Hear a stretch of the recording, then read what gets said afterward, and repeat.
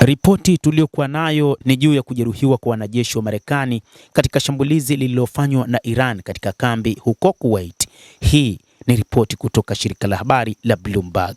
Ripoti hiyo inaeleza kwamba kombora lililorushwa kutoka nchini Iran liliingia lakini pia lilinaswa, lakini vifusi viliharibu ndege isiyokuwa na rubani ya MQ-9 Reaper na kuwajeruhi karibia wanajeshi 5, ikidaiwa kwamba wapo katika hali mbaya.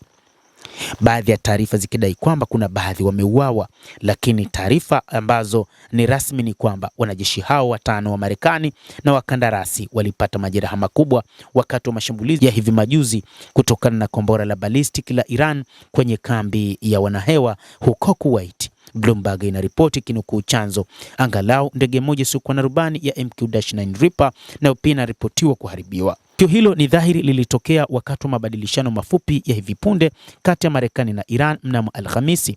Jeshi la Marekani limesema limeharibu ndege 5 zisizokuwa na rubani za kamikaze za Iran ambazo zilileta tishio la wazi ndani na karibu na mlango wa bahari wa Hormuz na kushambulia eneo la kijeshi karibu na mji wa bandari wa Bandar Abbas.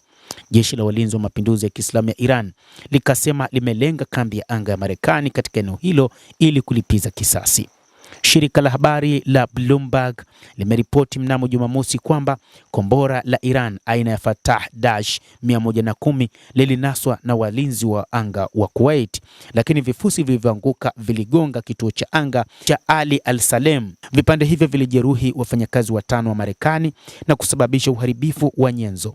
Ndege moja isiyokuwa na rubani ya MQ-9 Reaper iliyokuwa kwenye kambi hiyo iliharibiwa na angalau nyingine moja iliharibiwa vibaya. Moja kati ya maafisa ambao hawakutajwa majina walieleza moja kwa moja juu ya shambulizi hilo. Mashambulizi ya Marekani na Israel dhidi ya Iran yamesababisha madhara makubwa kwa meli ya Marekani na ndege ya kivita MQ-9 Reaper, na karibu theluthi moja ya meli hiyo imeangamizwa. Mapema wiki hii Bloomberg imeripoti kuwa jeshi la Marekani limepoteza hadi drone 30 za aina hiyo zenye thamani ya karibu dola bilioni 1.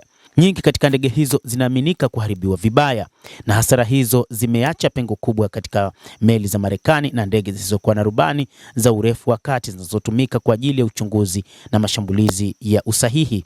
Idadi ya ndege zisizokuwa na rubani za MQ-9 Reaper katika orodha ya Marekani imeshuka zaidi, kiwango cha chini cha 189 katika jeshi la anga. Ndege hizo zisizokuwa na rubani hazitakuwa rahisi kuchukua nafasi, kwani watengenezaji wa MQ-9 Reaper General Atomics walisimamisha uzalishaji wa modeli kuu mwaka uliopita na kutoa lahaja zilizotengwa kwa wateja wengine wa kigeni. Jeshi la Marekani limepoteza hadi ndege zisizokuwa na rubani 30 za MQ-9 tangu kuanza kwa mzozo na Iran, ambao ni karibu theluthi moja ya meli zote za kabla ya vita vya Washington.